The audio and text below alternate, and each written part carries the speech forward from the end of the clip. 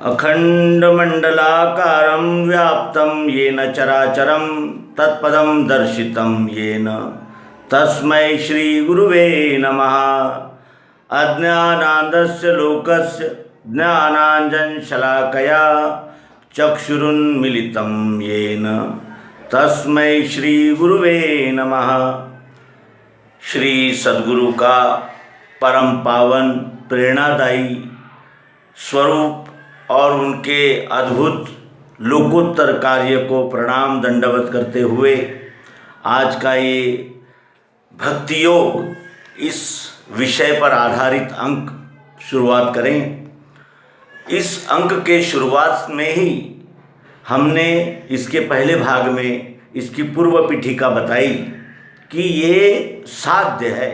हम जो जीवन भर अध्यात्म, धर्म और अभ्यास, वेदाध्ययन आदि अनेक प्रकार के जो कर्म करते हैं उसका ये साध्य है भक्ति, क्योंकि भक्ति से ही मुक्ति मिलती है। भक्ति तब तक नहीं होती जब तक हम जिसकी भक्ति करना है उसको नहीं जान लेते, और जब हम उसको जान लेते हैं तो भक्ति किए बगैर रह नहीं सकते। क्योंकि जब मुझे ये पता चलता है कि ये हाथ मेरा ही है, तब मैं फिर इस हाथ के साथ वही व्यवहार करता हूँ जो अपने अन्य अंगों के साथ करता हूँ, और सभी अंग मेरे हैं, सभी अंगों सहित मैं हूँ और सभी अंगों में मैं हूँ। ये भावना, ये अनुभव बन जाती है, और जो भी हमारा अनुभव बनता है वो फिर उसकी विस्मृति कभी नहीं होती। और इसीलिए हम 11वें अध्याय का अंतिम श्लोक ये देखेंगे, क्योंकि अगर हमने ये श्लोक नहीं देखा तो फिर भक्ति मार्ग की, भक्ति योग की जो यानी आगामी इमारत है वो जिस बेस पर, जिस फाउंडेशन पर खड़ी है उस फाउंडेशन का हमको दर्शन होना अवश्यम भावी होगा। और वो है मत कर्म कृन् परमो मद्भक्ता संगवर्जिता निर्वैरः सर्वभूतेषु यः स मामेति पांडव। स्वकर्मी मुझमें निष्ठा भक्त मेरा असंगजो, निर्वैर सब भूतों से पार्थ वो मुझमें मिले। ये 11वें अध्याय का अंतिम श्लोक है। ये श्लोक ही आधार है उस भक्ति का। और इसका अर्थ क्या है? स्वकर्मी, जो अपने स्वकर्म के द्वारा विश्वरूप परमात्मा की यथावत सेवा के लिए सिद्ध हो गया है। मुझ में निष्ठा, कृष्ण में निष्ठा या विश्वरूप में निष्ठा, क्योंकि कृष्ण भगवान ने प्रत्यक्ष यथार्थ प्रायोगिक पद्धति से अर्जुन को विश्व ही मेरा स्वरूप है, विश्व अगर पूर्ण है तो उसी पूर्ण का मैं अंश भी पूर्ण ही हूँ, इसकी संपूर्ण यानी अनुभव अर्जुन को करा दिया।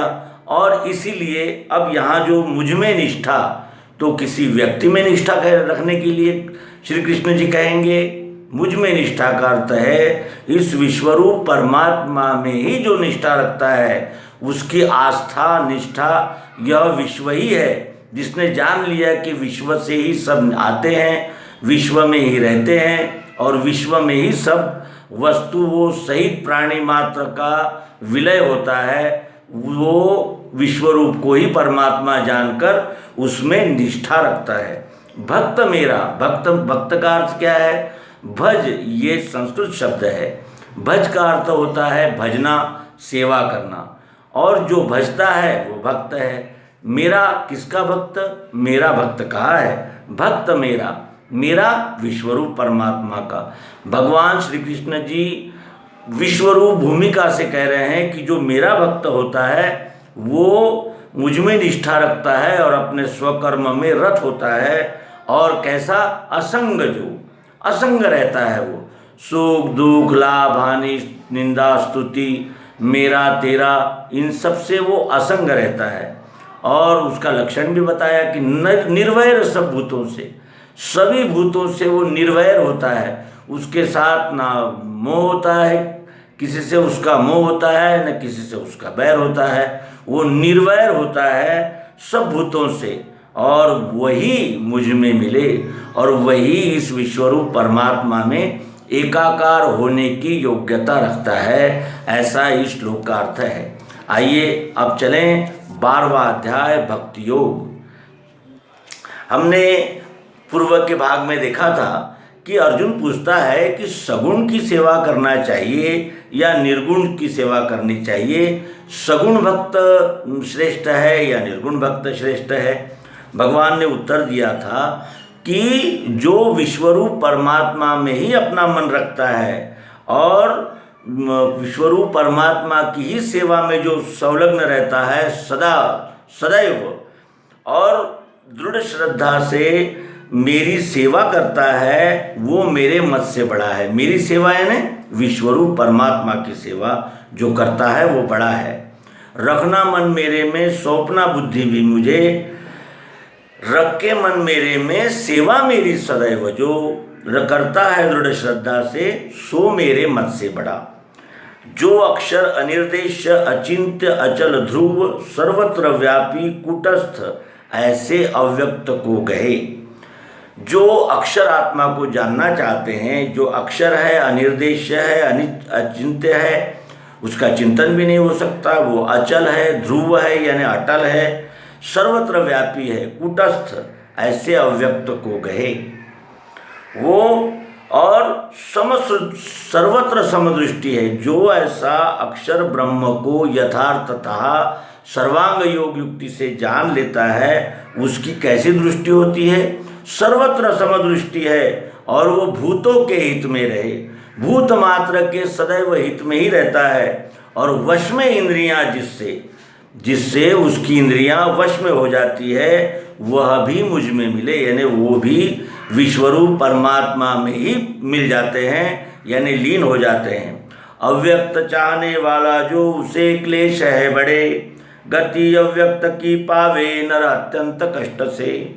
अव्यक्त जो चाहने वाला है यानी जो अव्यक्त क्या है? अक्षर। व्यक्त है अक्षर, अव्यक्त है अक्षर, और इन दोनों का लय पुरुषोत्तम में होता है, जो नाम जिसे कहा जाता है, जो वस्तु रूप ही है। और तो यहाँ अव्यक्त चाहने वाला जो उसे क्लेश है बड़े। जो अक्षर आत्मा को ही जानना चाहता है उसे बहुत क्लेश होते हैं। क्यों?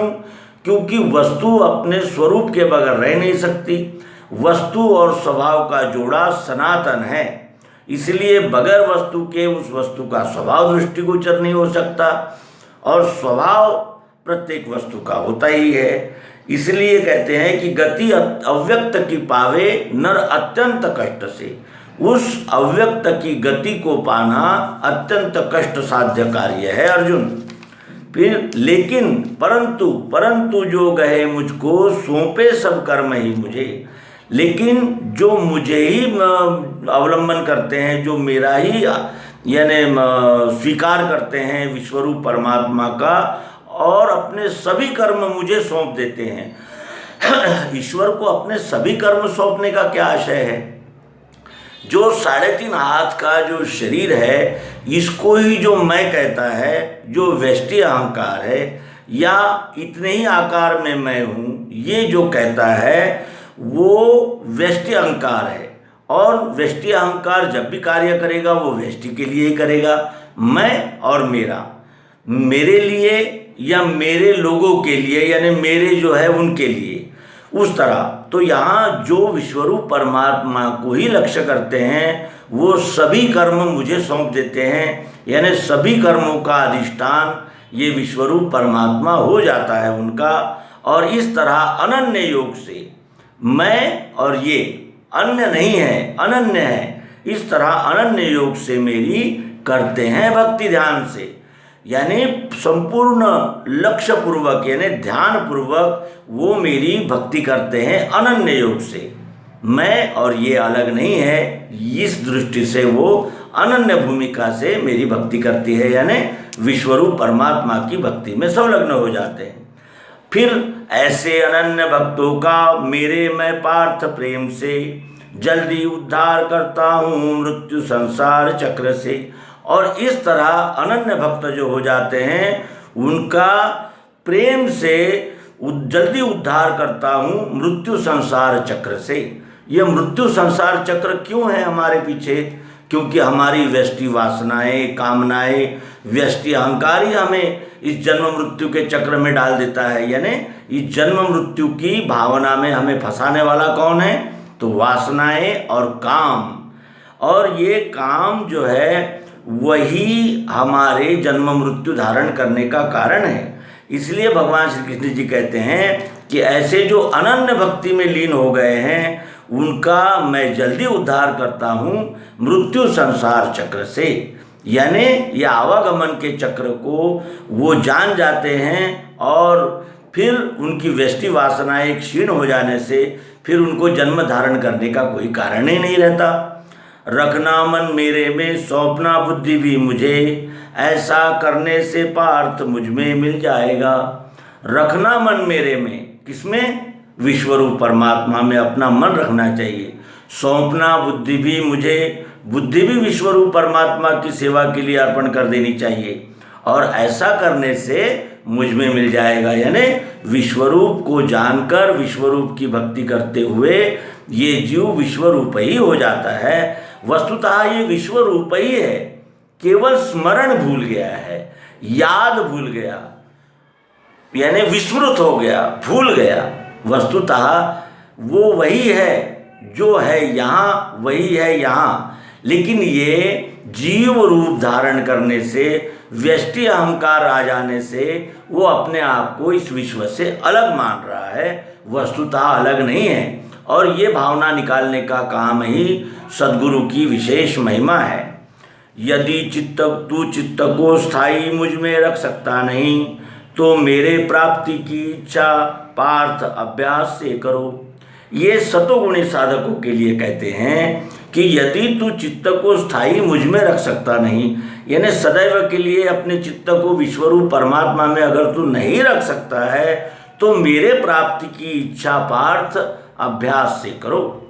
ये सतोगुणी साधकों के लिए मार्गदर्शन है कि मेरे प्राप्ति की इच्छा आप अभ्यास से भी कर सकते हो। और अभ्यास किसे कहते हैं?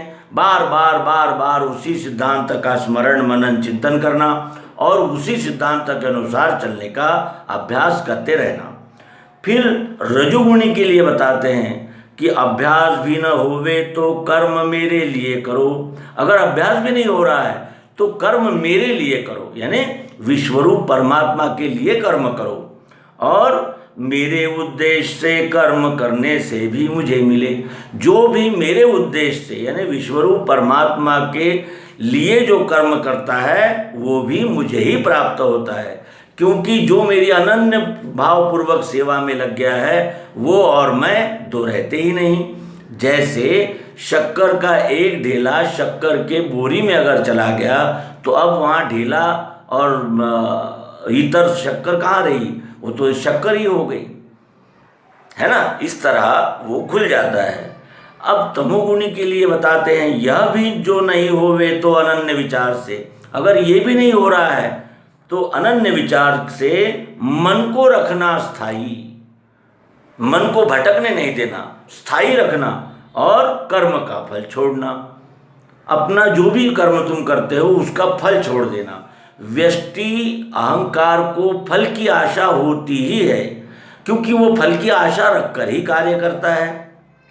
इसलिए उस तमोगुणी साधक को सावधान करते हैं कि अपना मन मुझ में ही रखना और स्थायी रूप से। यह विश्व ही परमात्मा है। इस भूमिका में अपने मन को स्थिर स्थायी रखना और कर्म का फल छोड़ना। जो भी हम कर्म करें उसका फल केवल मेरे लिए ही नहीं है। समष्टि से व्यष्टि अलग नहीं है, व्यष्टि से समष्टि अलग नहीं है। ये जानकर अपना कर्म विश्वरूप परमात्मा को समर्पित कर देना, यानी फल की आशा छोड़ देना। अभ्यास से ज्ञान श्रेष्ठ, ज्ञान से ध्यान है बड़ा, ध्यान से कर्म फल त्याग, त्याग से शांति है मिले। अभ्यास से ज्ञान श्रेष्ठ है, ज्ञान से ध्यान बड़ा है। अब ध्यान में भी कई लोग त्राटक करते हैं, अनेक प्रकार के उनके प्रकार ध्यान के उन्होंने बनाए हैं। ध्यान का अर्थ क्या है? हम अपने बच्चे से कहते हैं कि बेटा बाजार जा रहे हो तो वाहन ध्यान से चलाना, सामान ध्यान से लेना, ध्यान से व्यवस्थित व्यवहार करो। तो यहाँ ध्यान का क्या अर्थ है? लक्ष्य पूर्वक जागरूक रहकर। तो वही अर्थ यहाँ लेना है कि अभ्यास से ज्ञान श्रेष्ठ है। ज्ञान या अभ्यास से श्रेष्ठ है। क्यों? क्योंकि ज्ञान से संपूर्ण वो सिद्धांत हाथ में आ जाता है और उसी सिद्धांत को यानी दृढ़ करने के लिए हम अभ्यास करते हैं। इसीलिए वो कहते हैं कि अभ्यास से ज्ञान श्रेष्ठ है। ज्ञान से ध्यान है बड़ा, ज्ञान से ध्यान बड़ा है। क्योंकि ज्ञान रहकर भी कई लोग यानी कर्मच्युत हो जाते हैं, कई लोग अपनी भूमिका से गिर जाते हैं, कई लोग प्रसंग आने पर पक्षपात और अनेक प्रकार की त्रुटियां करने लगते हैं। इसलिए कहा है कि ज्ञान से ध्यान है बड़ा और ध्यान से कर्मफल त्याग, ध्यान से भी कर्मफल त्याग श्रेष्ठ है। क्योंकि कर्मफल त्याग करते ही हमारा व्यष्टि अहंकार विलीन हो जाता है। क्योंकि जब तक हमें कुछ चाहिए तब तक ही हम उस कार्य में लगे रहते हैं, और जब कर्मफल ही छोड़ दिया है तो अब वही कार्य विश्व कार्य बन जाता है। और इसलिए ध्यान से कर्मफल त्याग श्रेष्ठ है और त्याग से शांति है मिले। कर्तृत्व का अभिमान और फल की आसक्ति आशा छोड़ते ही उसे शांति की प्राप्ति हो जाती है। त्याग से शांति है मिले। अद्वेषी मित्र भूतों का, क्षमी सागर प्रेम का, निर्मोही निरहंकारी समान सुख दुख में, ये उस भक्त के लक्षण हैं। अद्वेषी, वो किसी का द्वेष नहीं करता। मित्र भूतों का, वो सभी का मित्र होता है, मनुष्यों का ही नहीं, भूतों का। भूतों का अर्थ होता है जीव मात्र का, वो मित्र हो जाता है। क्षमी, क्षमाशील रहता है, वो अधिक से अधिक क्षमा करने में ही उसका रुझान रहता है। लेकिन वो यहाँ क्षमी ये उसका आधार बता रहे हैं। और महाभारत में भगवान श्री कृष्ण जी अर्जुन को युद्ध करने के लिए प्रेरित कर रहे हैं। तो क्षमी का अर्थ क्या है? यानी जब तक यानी अधिक से अधिक भावना क्षमा करने की ही होती है। लेकिन जब यानी कहने का आशय कि सत्य को आह्वान दिया जाता है तो फिर युद्ध में ही उसका निर्णय होना चाहिए, क्योंकि दुर्जन युद्ध के बगैर मानते ही नहीं है। सागर प्रेम का, वो कैसा होता है? वो उस प्रेम का सागर होता है। उसके हृदय में प्रेम ऐसा सागर की तरह अथाह होता है। निर्मोही, वो किसी का मोह नहीं करता, किसी के यानी आसक्ति नहीं रखता किसी की। निर्मोही, निरहंकारी, यानी किसी भी प्रकार का उसमें धन का, मान का, पद का, कुल का, पंथ का, संप्रदाय का किसी भी प्रकार का अहंकार उसमें दिखाई नहीं देता, होता ही नहीं। और समान सुख दुख में, सुख हो या दुख हो, उसकी बुद्धि और मन चलायमान नहीं होता, वो सदैव उसमें स्थिर ही होता है। और सुख दुख, लाभ हानि और स्तुति निंदा के प्रसंग में भी उसका जो चित्त है वो विचलित नहीं होता। संतुष्टः सततम योगी यतात्मा दृढ़ निश्चयः, मय्यर्पित मनोबुद्धिर्यो मदभक्ता समे प्रियः। अब मुझे कौन प्रिय है अर्जुन, ये बताते हैं। स्थिर चित्त, जिसका चित्त स्थिर है, सदा तुष्ट यानी सदा संतोष में रहने वाला, वश में मन, जिसका मन उसके वश में है, यानी जिसने मनोजय कर लिया है। निश्चयी, जिसने निश्चय से अपने मन और बुद्धि को विश्वरूप परमात्मा को ही सौंप दिया है। अब विश्वरूप परमात्मा की सेवा करना ये उसका अकर्म हो गया है, क्योंकि उस कर्म से कर्म फलाशा और कर्तृत्व का अभिमान ये निकल जाने से वही कर्म अब सेवा बन गया है, वही कर्म अब भक्ति हो गया है। मन बुद्धि मुझे सौंपे भक्त वो प्रिय है मुझे। दुखी लोग नहीं करता वो जो भक्त होता है, अनन्य भक्त परमात्मा का, यानी विश्वरूप परमात्मा का जो अनन्य भक्त हो गया है, वो दुखी लोग नहीं करता, वो किसी को दुखी नहीं करता। आप होता नहीं दुखी और आप भी दुखी नहीं होता। जो देंगे वही मिलेगा, सुख देंगे सुख मिलेगा, आनंद देंगे आनंद मिलेगा, प्रेम देंगे प्रेम मिलेगा। इसी तरह दुखी लोग नहीं करता, आप होता नहीं दुखी। हर्ष क्रोध भय त्रास, हर्ष यानी आनंद यानी खुशी, क्रोध का अर्थ है क्रोध, भय यानी डर त्रास, त्रास यानी संत्रास, जिसे हम कहते हैं संताप, वो समाप्त हो गया है, वो प्रिय है मुझे, ऐसा भक्त मुझे प्रिय है। इच्छा त्यागी, शुचि, दक्ष, उदासीन, व्यथा मिटी, चाहे न फल कर्मों में, वो मेरा प्रिय भक्त है। इच्छा त्यागी, जिसने कामनाओं का त्याग कर दिया है, आई हुई प्रसंग को सहर्ष सामना करता है, सहर्ष उसको स्वीकार करता है, वो इच्छा त्यागी, यानी अब उसकी व्यष्टि इच्छाएं समाप्त हो गई। शुचि यानी स्वच्छता, अंदर की स्वच्छता, अपने मन बुद्धि चित्त अहंकार को विकारों से यानी बचाना, शुद्ध रखना, और अपने काया को भी शुद्ध रखना। दक्ष यानी जागृत, सावधान। उदासीन, अब उदासीन का अर्थ क्या है, किससे उदास होना है? मान है, बड़ाई है, स्तुति है, निंदा है, ये क्या करते हैं? ये हमारी चित्त को, हमारे मन बुद्धि को दोलायमान करते हैं। तो ऐसे समय में कैसे उदासीन रहना है, समत्व बुद्धि में रहना है, स्थिर बुद्धि जिसे कहते हैं। और ऐसा जो कर लिया उसकी व्यथा मिटी, उसकी व्यथा समाप्त हो गई। और चाहे न फल कर्मों में, वो किसी भी कर्म में फल नहीं चाहता, यानी फल की जो आसक्ति है, फल प्राप्ति की जो इच्छा है, भावना है, वो उसकी समाप्त हो गई। वो किसी भी कर्म में फल चाहता ही नहीं। फल तो मिलता ही है, फल तो मिलेगा ही, लेकिन वो चाहता नहीं। क्यों? क्योंकि वो अपने सभी कर्म विश्वरूप परमात्मा की सेवा के लिए ही करता है, इसलिए वो व्यष्टि फल की आशा आकांक्षा नहीं रखता। और हर्ष द्वेष नहीं दिखे, सोचता चाहता नहीं।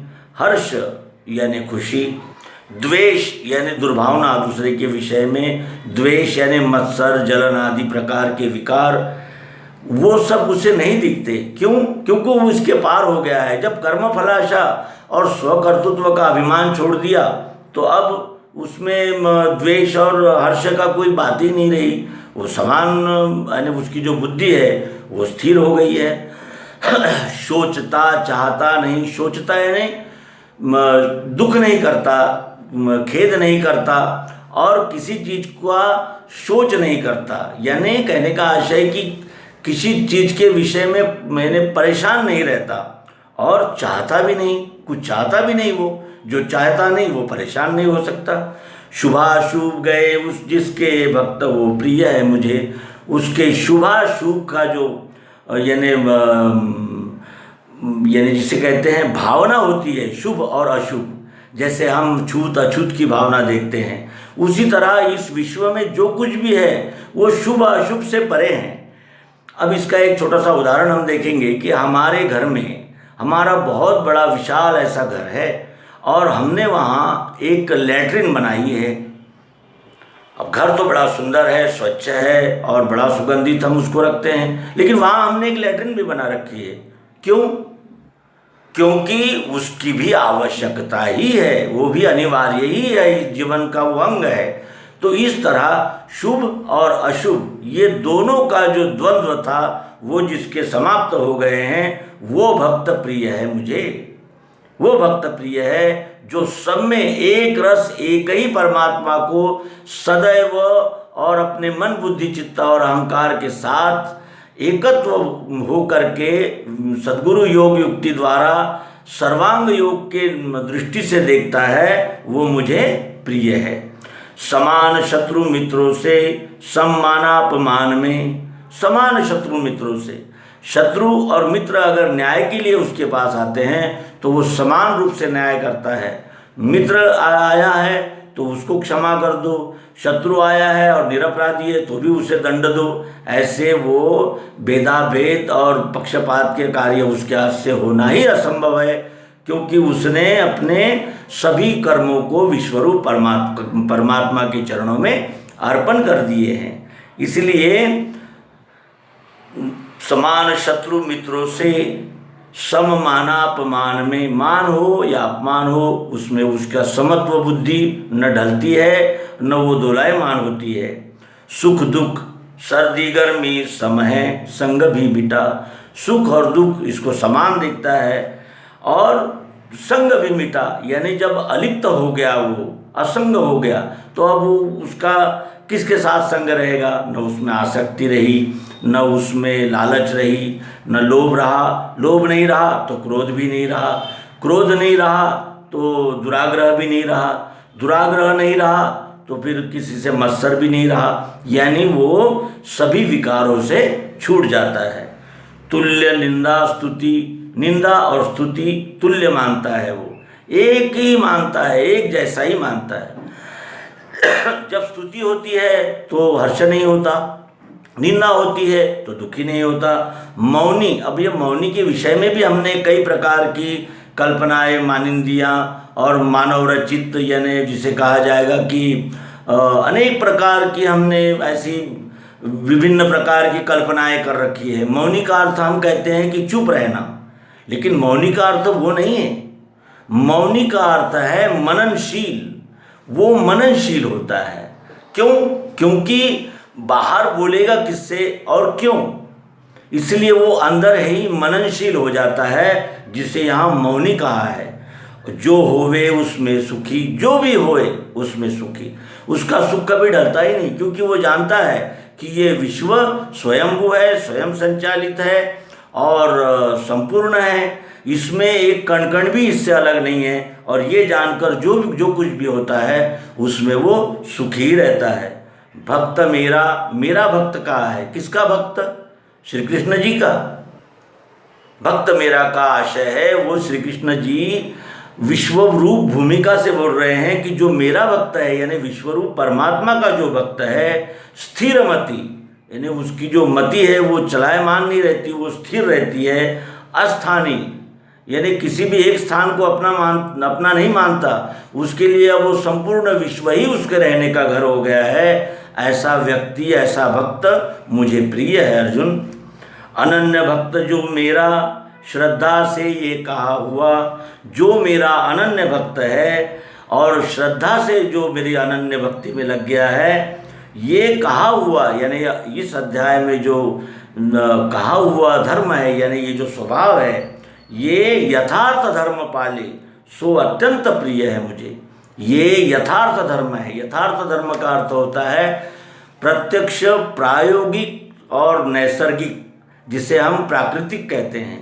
ऐसा ये यथार्थ धर्म पालता है, पालन करता है, वो मुझे प्रिय होता है अर्जुन।